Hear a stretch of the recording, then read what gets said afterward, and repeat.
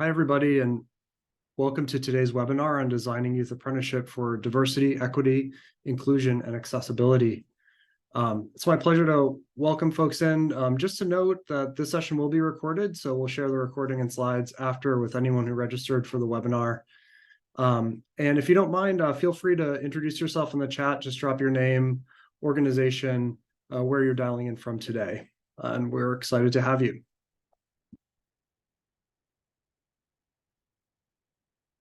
I'm Joe Deegan. I'm with Jobs for the Future. I'm a director here, and it's my pleasure to introduce our panel for today's webinar. Miriam Sullivan is a senior director in the Center for Apprenticeship and Work-Based Learning here at JFF. Miriam's work focuses on transforming policies and practices across the registered apprenticeship and work-based learning ecosystem.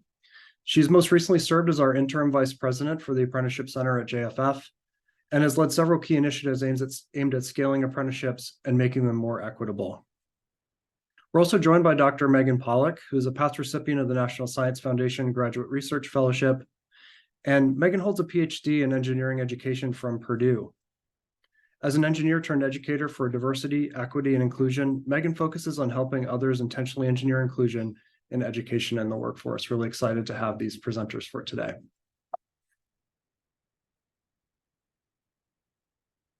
Quick overview of today's agenda before we dive in. Really start with a discussion of the research that Miriam conducted on the RAPIDS data system, including what is the data system, what do the data tell us, what are the gaps and bright spots from an equity point of view. We'll then pivot quickly to a discussion around the implications for program design and how youth apprenticeship can actually be a driver of equity, touching on JFF's diversity, equity, inclusion, and accessibility framework for registered apprenticeship, as well as exploring a root cause analysis of maybe what is causing what we're seeing in the data. Of course, concluding with some really actionable program design recommendations for folks. And for those of you who really want to stay and interact at the end of the hour, we'll break off into small group discussion for facilitated reflection on what we heard today. Of course, this webinar is sponsored by the Partnership to Advance Youth Apprenticeship. It's a multi-partner initiative with national learning hubs and network members all across the United States, focused on expanding access to high-quality apprenticeship opportunities for high school age youth. Which actually brings us to our first poll. Let's test out the Slido platform. Feel free to use the QR code here on the slide, or join at slido.com with the numerical code and let us know which state are you representing today. Could help add some richness to our conversation. We'll give folks a minute to respond, and we should start seeing a word cloud with responses.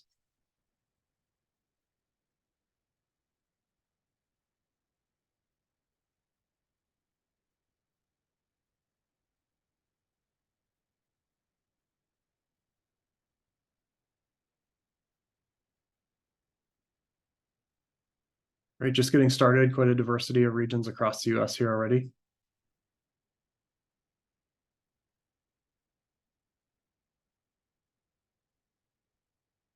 Really interesting context, and we're going to skip ahead, but if you didn't have a chance to enter your response, feel free to use the chat to do so, and always excited to know where our audience is coming from.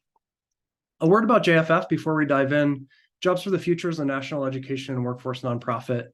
Our mission is to transform the U.S. education and workforce system to enable equitable economic advancement for all. Here, our focus on apprenticeship and work-based learning is one example of our work, but we work with multiple stakeholders to do that. And you may have seen our research out there in publication. Great, and with that, we'd love to turn things over to Miriam to dive into the Center for Apprenticeship and Work-Based Learning at JFF and tell us about the research. Great. Thank you so much, Joe, for that introduction. I'm really pleased to be here today to just talk a little bit about the work that I do at JFF, at the center, to be in dialogue with all of you. So let's get started. So I'm a senior director, as Joe mentioned, in JFF Center for Apprenticeship and Work-Based Learning. And we established the center back in 2017, really to be a leader in the space and in response to all of the requests and technical assistance needs that we had received. In 2015, lots of investments from our federal workforce systems into apprenticeships, really with the focus to double and diversify the systems. And so we established the center, really focused on developing and scaling high quality programs. We promote policies that deliver long-term impact. We advance program designs that connect a more diverse population of youth and adults to good jobs with good wages. And we introduce apprenticeships and work-based learning to new sectors. We're doing a lot of work in climate. We have programs in agriculture. Of course, we do apprenticeship work in advanced manufacturing and the traditional trades, but we're also seeing a number of pathway needs in tech, cyber, and healthcare, just to name a few. And part of our work is really around driving the awareness and adoption of work-based learning around good jobs and good wages. I think I've mentioned that before, and also transforming scaled work experience into scaled work-based learning models, particularly around summer youth employment, service learning, and transitional jobs. And this image just sort of shows a visual of the four big buckets where our work sits.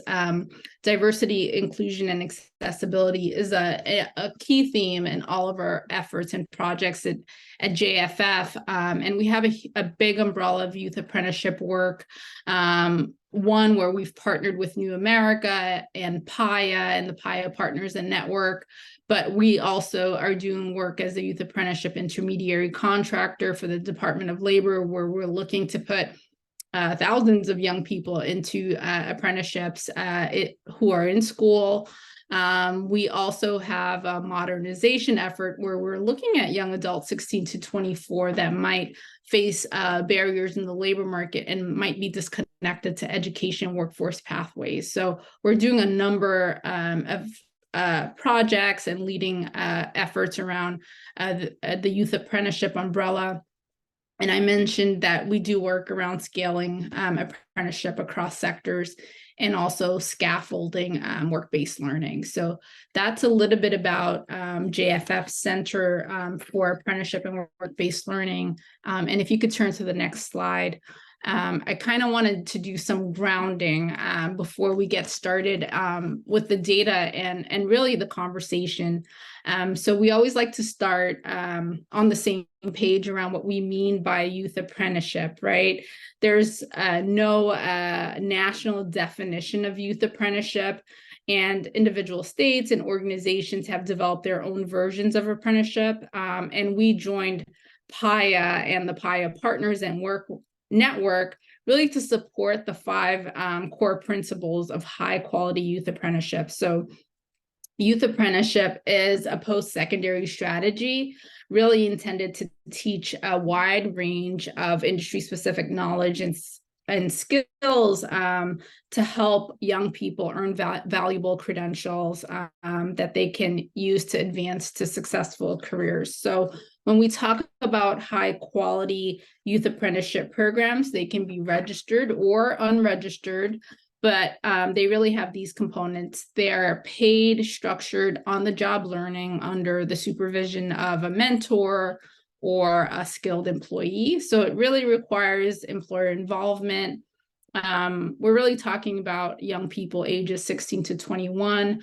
At JFF, we oftentimes push it to the 24 to really capture all young people, no matter where they fall.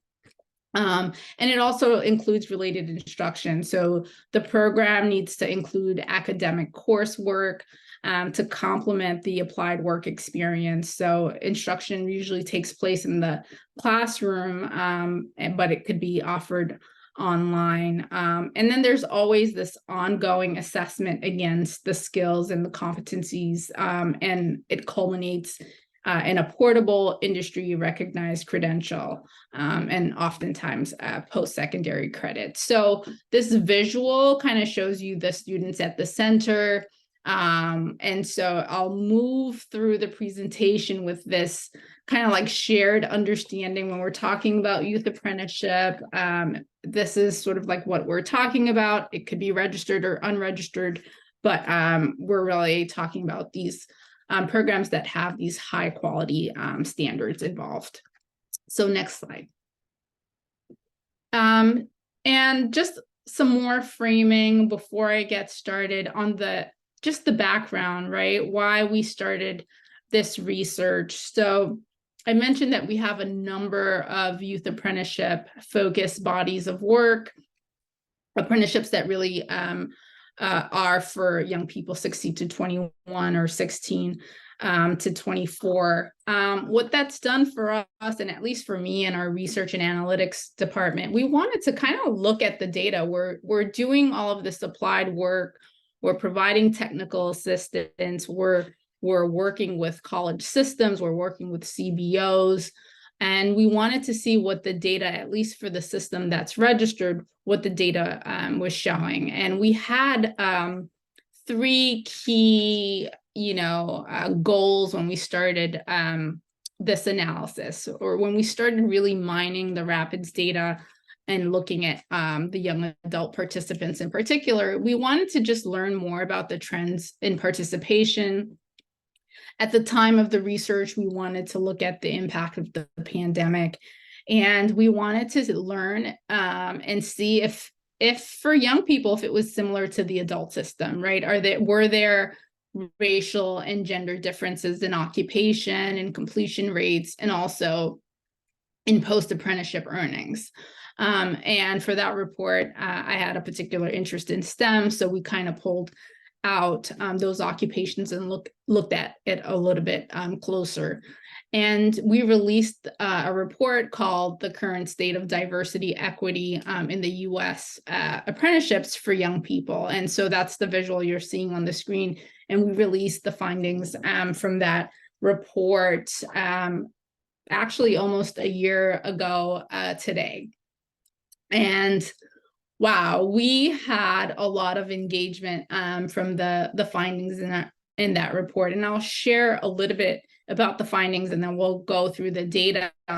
Some of the key findings from that report was sort of like the number of young people 16 to 24 participating in apprenticeship grew, and it grew so dramatically between 2010 and 2020.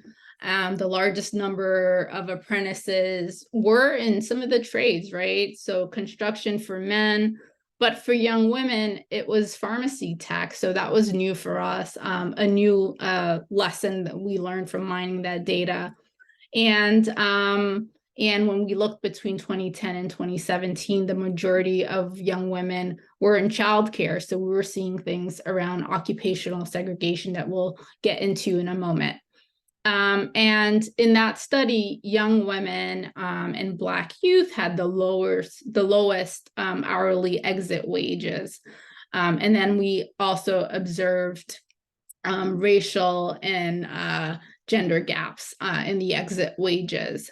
But, we received a lot of feedback, right? A lot of the work that was happening, the innovative work, were in programs that didn't show up in the Rapids data.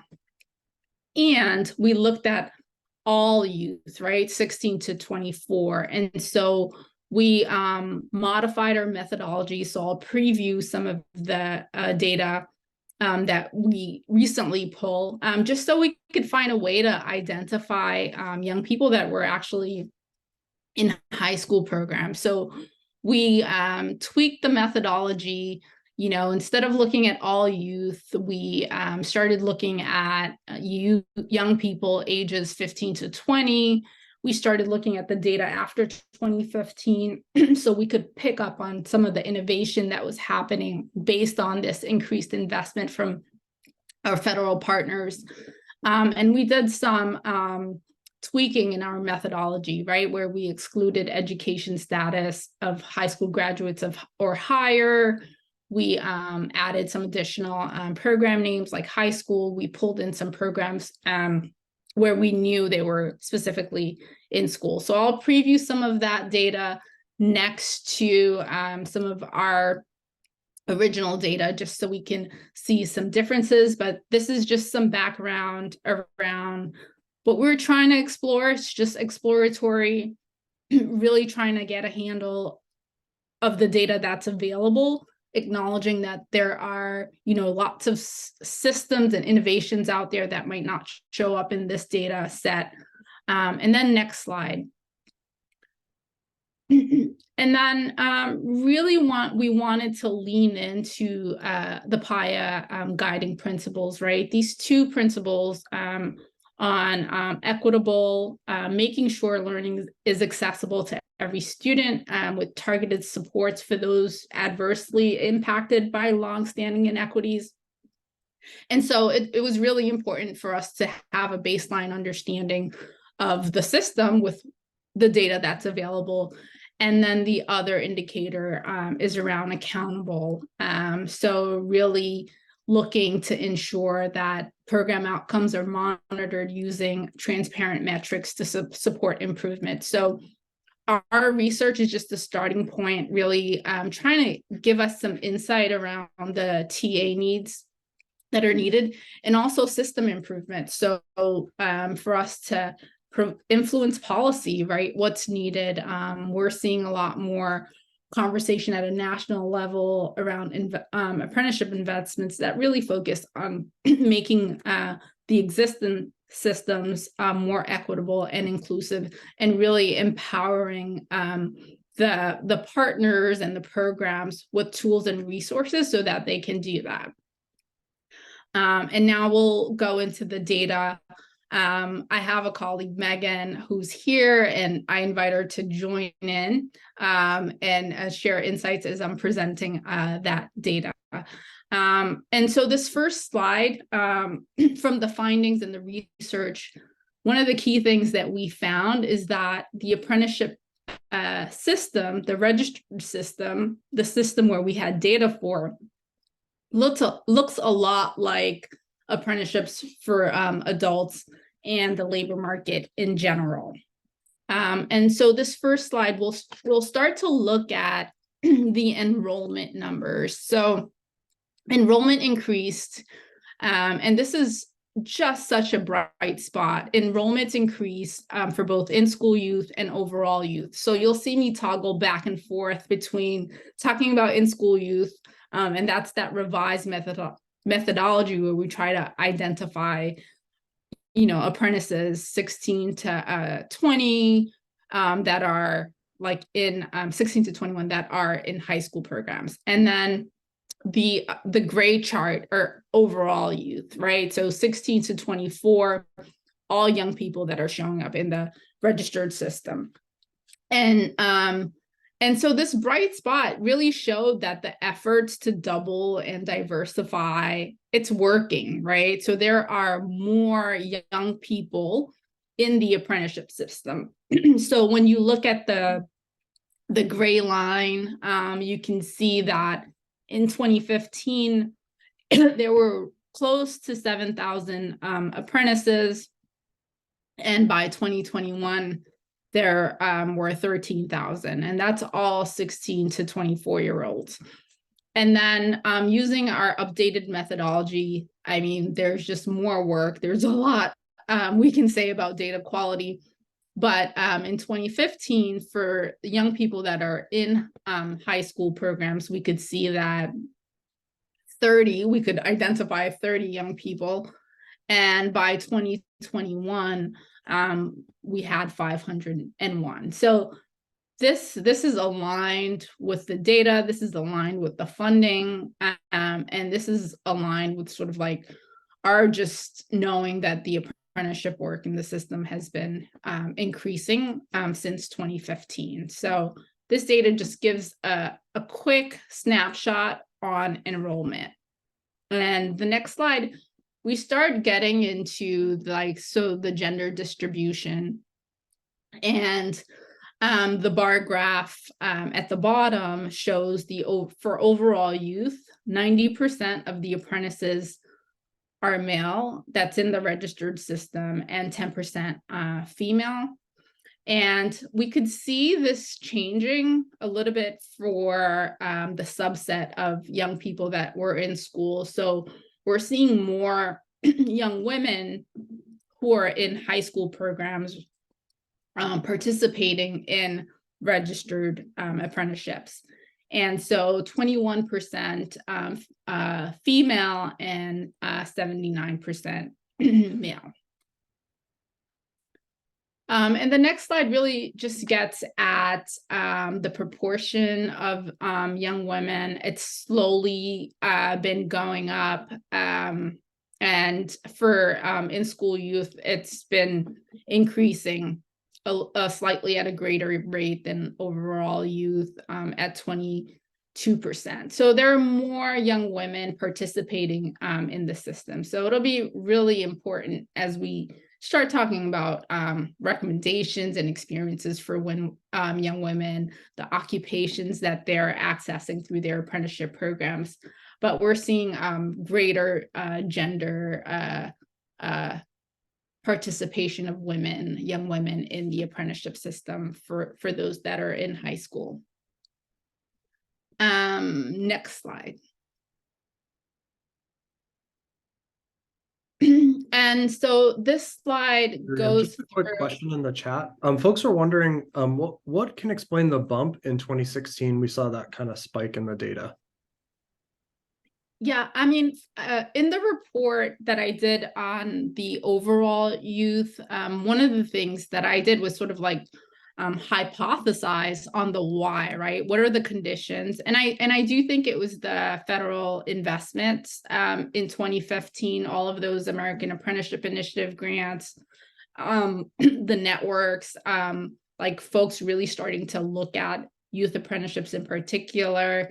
And so the assumption is more young women through these investments were joining. But what I do know is that there's a need for more qualitative data, right? I don't know. And so one of the things that we can do is, or that we'd like to do at JFF, and I think other researchers too, is really get a better understanding for the whys in this data set. Doing some qualitative research to understand the conditions, to better understand these trends.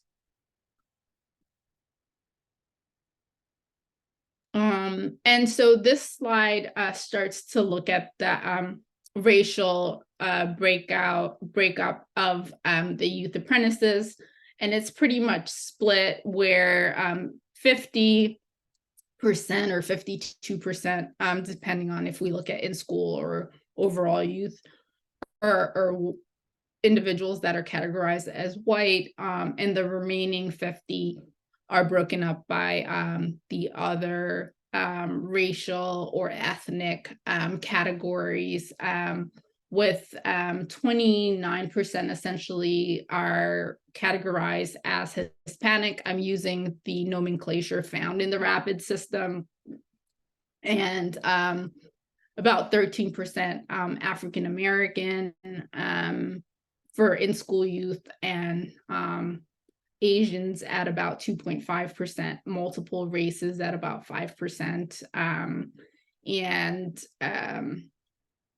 Alaskan and Native Americans are about 1% or less for both youth populations.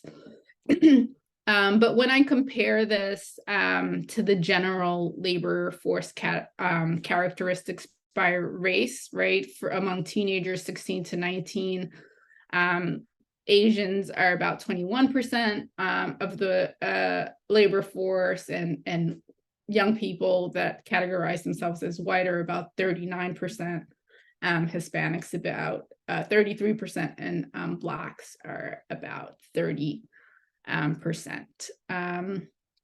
So next slide.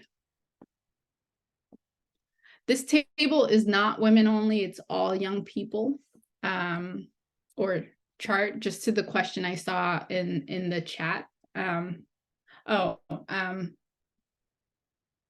sorry, this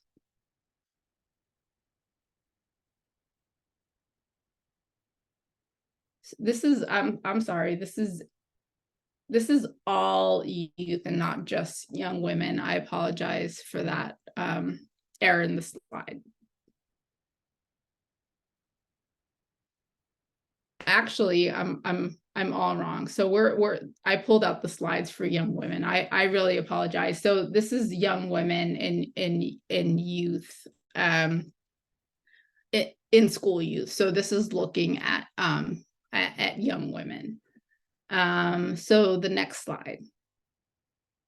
Again, I think the reason why we started focusing on young women in these slides, in some of these slides, is because we saw the positive impact of in the slide I showed earlier that showed more young women participating in school youth programs. So this next slide on the wages compares young women to men. And the key theme here is women in school youth programs reported lower, but more similar entry wages to men. So this slide, you're looking at entry wages, and it's looking at young women to young men. And the green teal color is looking at in-school programs where you see an entry wage for young women at about $11 per hour, and young men at about $12. And when you look at all young women, you see that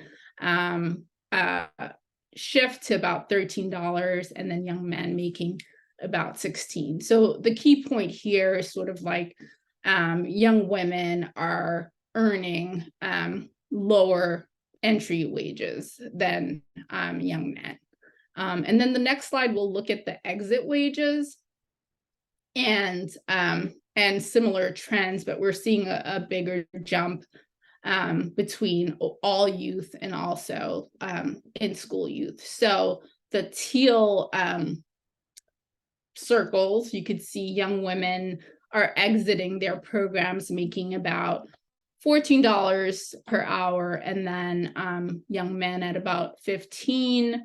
But when we look at the data for all 16 to 24 years old versus like this in-school subset, we see young women exiting with a wage of about $17, and then young men exiting at about $27 per hour. Yeah, so Miriam, we've got a great question in the chat about, do the wage differentials look different if we account for occupational segregation or different pathway choices? And you want to answer that? Yeah, does absolutely. the data tell you that? Yeah. In the report that I highlighted in the beginning, we start seeing the wage differentials when we start looking at the occupational pathways, and the young women who tended to go more into like childcare or nursing assistants had lower exit wages. And I think I have a couple of slides that I'll show that after the next one on completion. Yeah,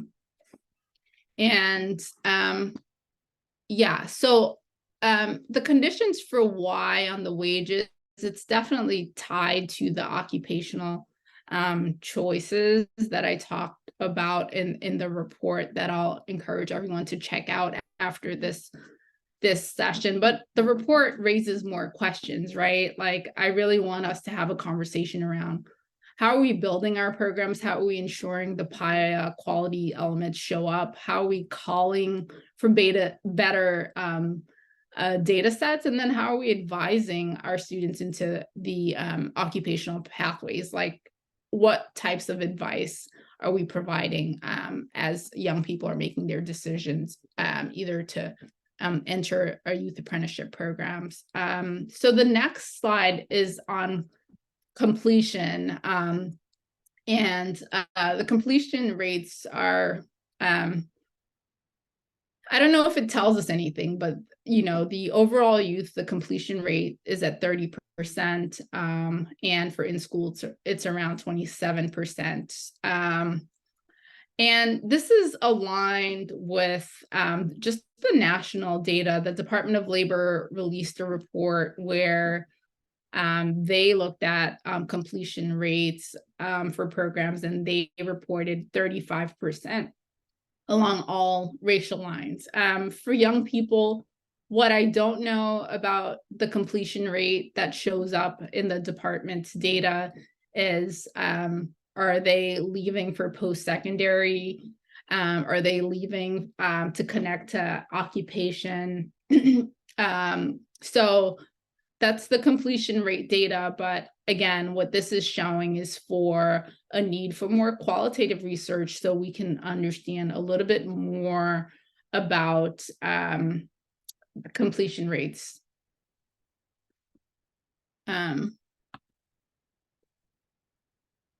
Yeah, that's a good question in the chat about the length of the programs.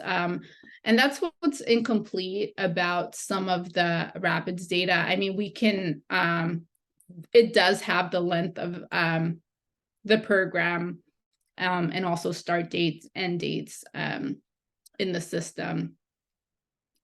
So this chart goes into the overall youth top occupations and wages. So this is all young people 16 to 24. And we can see some of the occupational segregation. So for young women is on the left, and young men are on the right. And we can see for young women, we have nursing assistants as like the top occupation, followed by pharmacy techs. And what I have next to the slide are the wages. So the average wage of $12.11 for the nursing assistants, pharma techs at 11. But then we look at the electricians on the right, it's about $13 for men. Carpenters are about $18 for young men. Boiler makers are about $19 for young men. So we can see the occupation titles and also the wages that are in the Rapids data set. And this is all young people 16 to 24. And the next slide gets at the young people, how we've identified it to try to capture the high school programs. And again, for the high school programs, we're seeing childcare workers, nursing assistants, instructional coordinators show up, administrative service managers for young women, and then we see some trade occupations for young women. And then for men, it's predominantly trades that show up in the apprenticeship system with electricians, carpenters, plumbers, etc.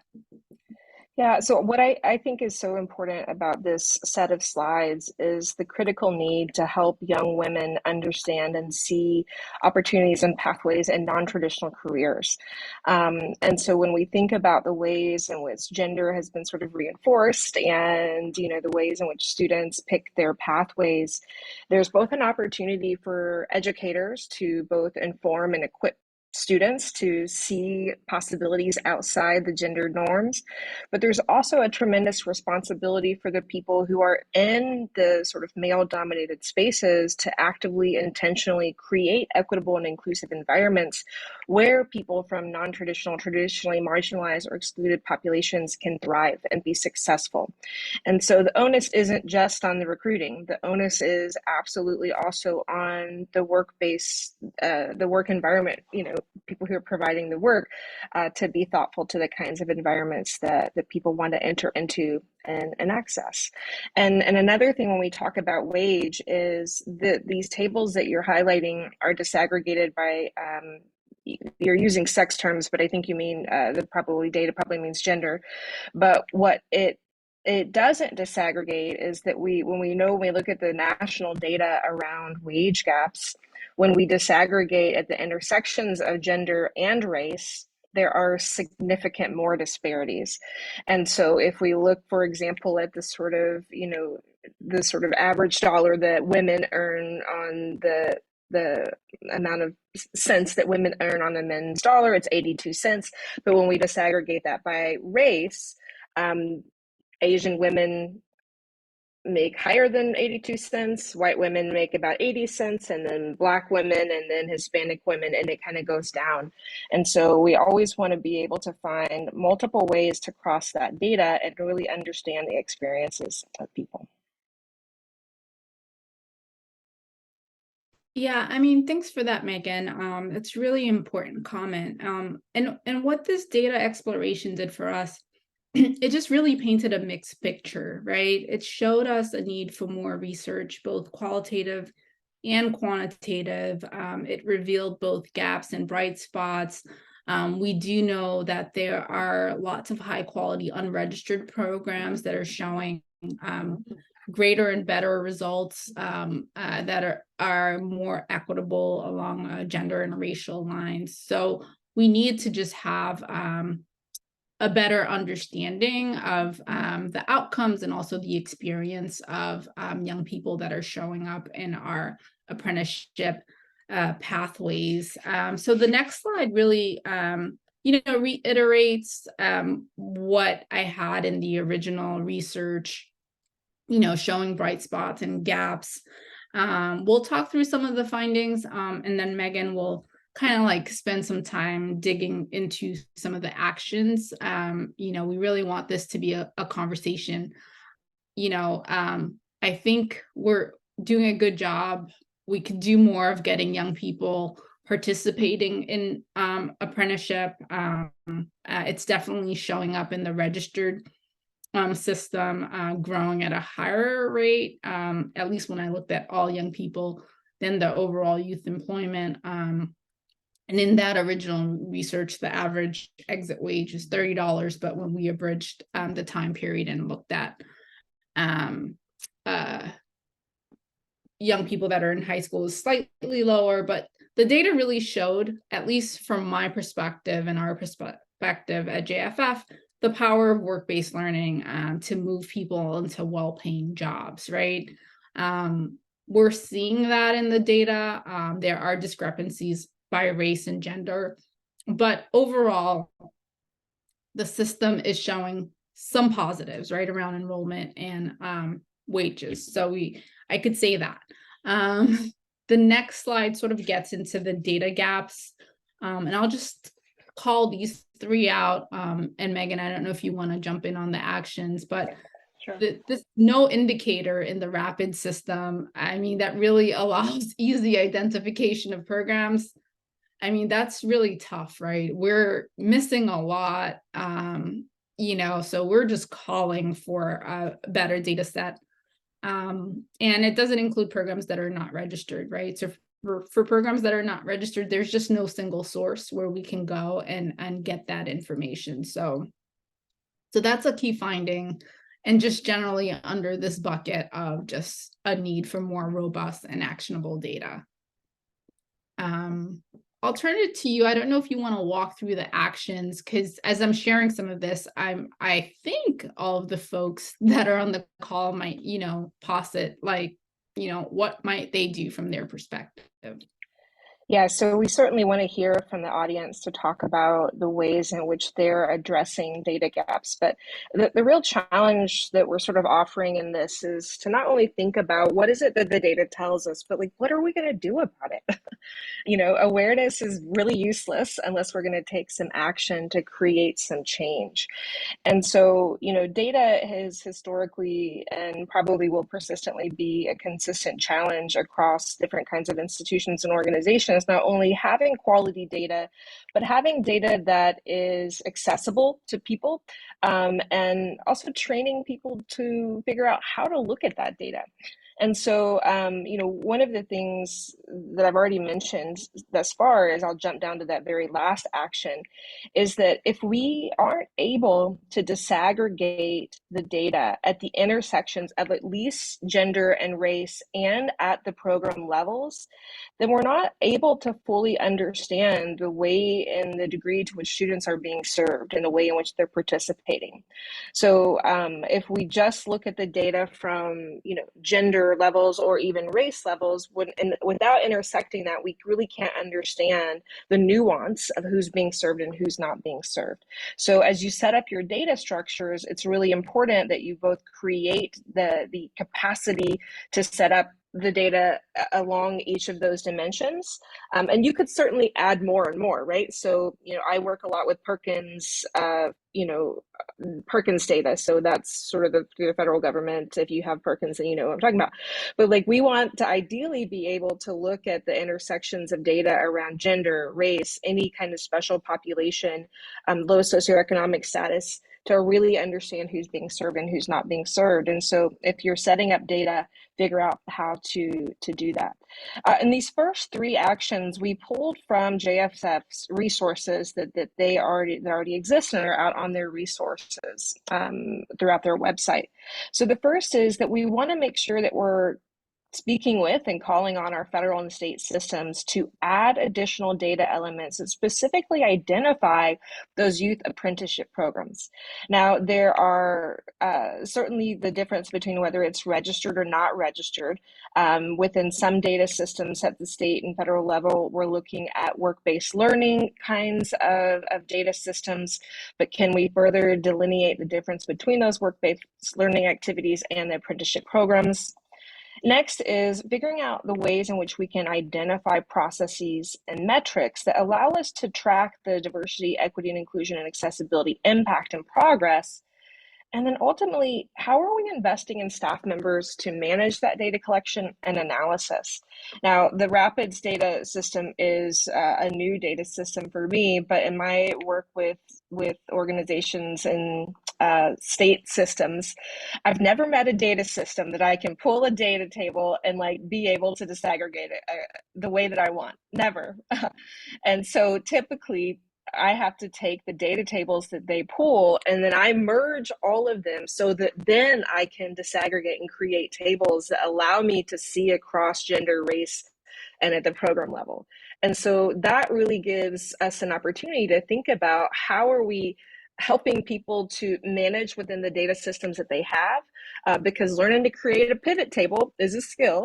And so we want to help equip people with those skills as well to be able to really look at that and understand, again, who's being served and who's not being served. And then the third bullet there is we want to make sure that the data is open and accessible. Now, we certainly realize that when we're dealing with small numbers, we can enter into sort of data sharing issues. But within your systems, you want to be able to have data that allows access to pull the data and format in a way that's usable. So whether the people at your organization are creating data tables, data dashboards, but whatever that you can do to help create that data so that they can go easily look at it and that they don't have to have years of mad spreadsheet skills to be able to pull the data and to look at that. The next slide helps us really kind of think about, and this is from some of the work that I have done within the career and technical education space. But, as I've already said, we know that data needs to be ready to disaggregate across demographics for the special populations. And special populations is, again, a federal term for students who are traditionally marginalized and vulnerable. But as I've already said, that data has to be accessible to people who can then disaggregate it for reporting.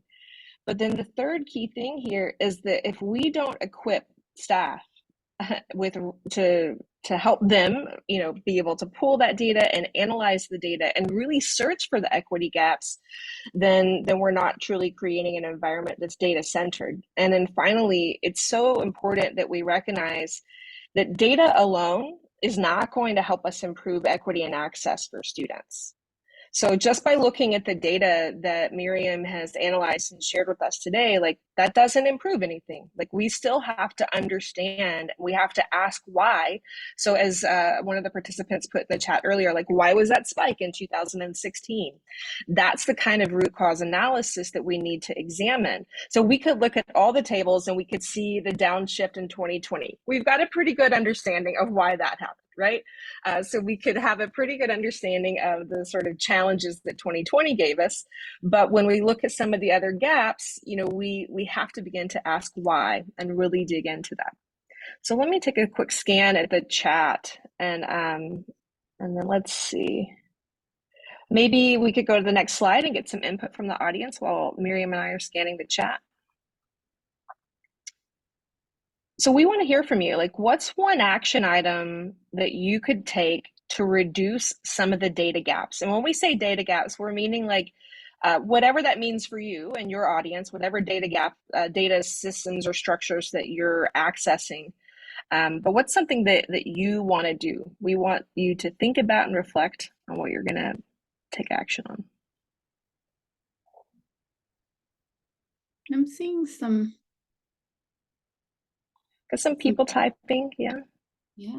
So if you've never done Slido, if you've got a smartphone, just sort of swipe open the camera, hover it over the screen, and it will give like a little pop-up, go to that, or you can go to slido.com and type in that number 4248244, or you could just put your thoughts in the chat. Somebody adds a great thing here, so adding in a non-binary option. As I mentioned already, most of our data structures are still using sex-based terms like male and female. That is a sex-based term, when really we're actually talking about gender, which would be, you know, boys and men or girls and women. And so adding in a non-binary option is also something that we're really hopeful is in our future for data systems. Another person says finding opportunities to locally that align with our students' interests and family needs. Yeah. Yeah, and I think some of the Pyre network members have already started on some of this data. I can't remember which partner they have added the non-binary option in their local data sets. I can't remember which state or which organization is already doing that. But there are some leaders. And I would say that's definitely probably for the time being going to be very much centered around which state that you come from and the policies that they have. What we're hoping is that for federal funded programs like people who are getting Perkins funding, that we'll be able to see that added in as a federal requirement. Yes, advocating for more inclusive data boxes. All right. Well, should we step forward and look at the next set of findings and actions? Yeah, absolutely. The next set of findings are categorized around the diversity, equity, inclusion, and accessibility gaps. In the bar chart, I showed the percentage of young women and young men participating in apprenticeship. And I had a slide around the racial and ethnic demographic breakup of our apprentices. And what we found was that women and people of color lag in representation. That was a key finding that showed up in the published report. Occupational segregation exists when we compared male and female apprentices. And then a third gap is around needing to make apprenticeships more accessible and equitable for young people. I think I saw something, and someone made a comment in the chat about programs in Alabama, and that students from underserved areas are experiencing lots of barriers. So I'll turn it to you, Megan, to walk through some of the actions that we can take, and then we'd love to open it up again to hear from folks. Yeah.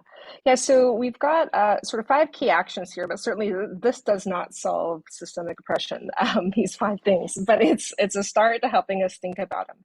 And so the first action that we have is that we have to recognize and address those systemic and structural issues. And so if we think about some of the systemic issues that, certainly, for example, young women or students of color may face when it comes to occupational choice, access to those different pathways, then if we don't recognize and understand the barriers that those students are facing, then we can't begin to remove those barriers.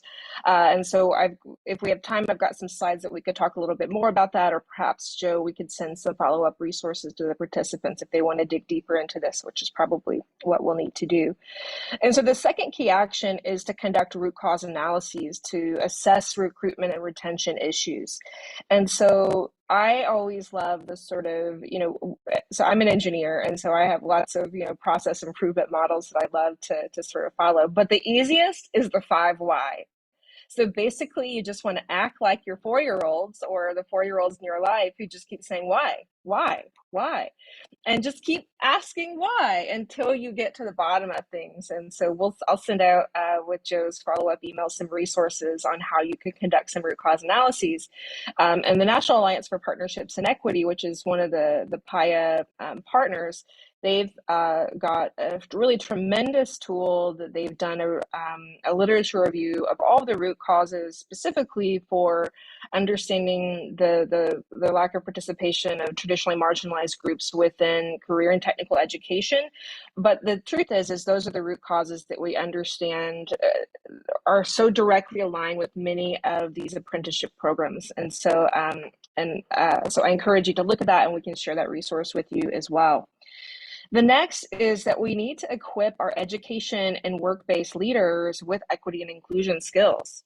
And so if we have counselors who are continuing, or educators who are continuing to sort of encourage girls to go into nursing and boys to go into electricians without really thinking about the implications of the sort of potential that they might find in those paths. I am an electrical engineer, by the way. So I am a woman who went into a non-traditional pathway with background in computer science and engineering. And it took some counselors and educators who really needed to push and encourage me to see that. But they very well could have just encouraged me to sort of stay in the sort of gendered lane that I was for a while narrowed to. And so we want to equip educators to help guide students into these non-traditional careers and pathways. And we need to help equip our work-based leaders with the skills to create environments where people from traditionally marginalized groups can thrive. So it's not just about telling them, hey, you belong. It's what are we actually doing to create structural belonging so that people feel like they truly fit within those spaces. The fourth bullet there is that we have to actively work to reduce the impact of systemic oppression on our marginalized groups. And so again, I'll send some follow-up resources through Joe to help you really understand what that means. But what that means is that means we need to address some of those ideologies, those underlying ideologies about, do women even belong in these pathways, right? That's an ideology that can sort of manifest in our interpersonal interactions. And then they can become institutionalized in our policies, practices, and norms. And when we institutionalize policies, like for example, if we're creating our course schedules for students that sort of pit 2 pathways against one another, that could be an example of an institutionalized ideology that says we think more girls are going to do this than boys. And so again, they're not, allowing access to those kinds of things.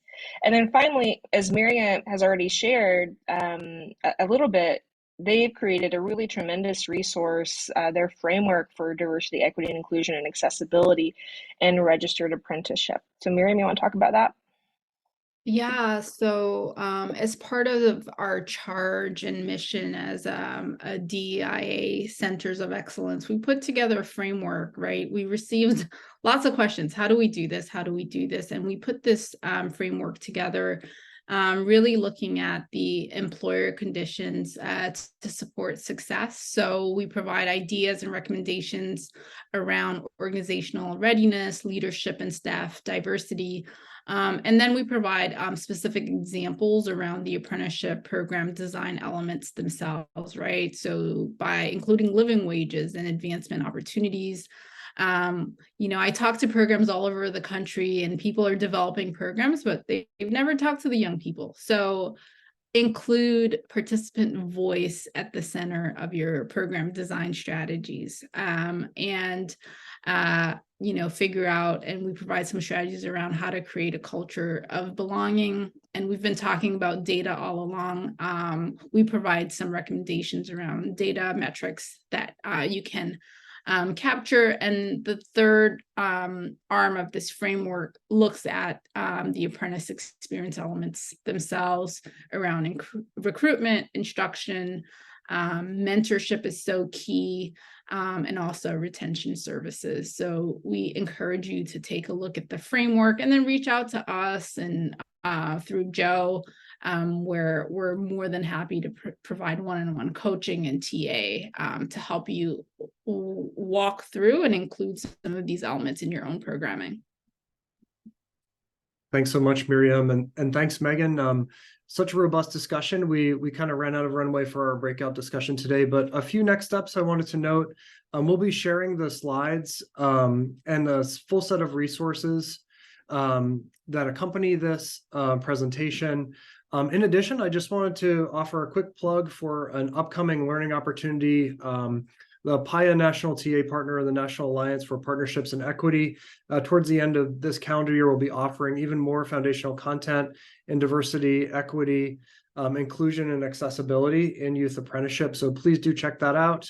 And after when we send the recording and slides here, we will be sure to also include a survey so we can hear from you. What would be most helpful as you're looking to make your youth apprenticeship programs more equitable?